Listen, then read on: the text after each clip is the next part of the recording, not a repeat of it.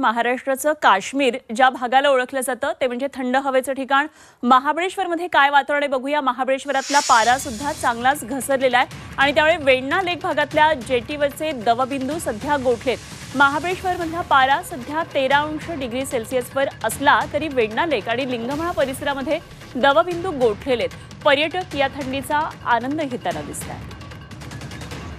महाबळेश्वरमध्ये ही थंडी आहे। वेण्णा लेक भागामध्ये दवबिंदू गोठलेले आहेत। ठिकठिकाणी जे दवबिंदू जमा होतात ते दवबिंदू गोठल्याचं हे चित्र महाबळेश्वरमध्ये पाहायला मिळते। खरं तर पारा 13° सेल्सिअसवर आहे। पुण्यापेक्षा खरं तर इथलं तापमान जास्त आहे, मात्र हा परिसर अत्यंत थंड असतो, त्यामुळे ठिकठिकाणी साचलेले हे दवबिंदू अशा प्रकारे बर्फामध्ये त्याचं रूपांतर झालंय। ते गोठल्याचं हे चित्र वेण्णा लेक भागामध्ये दिसतंय।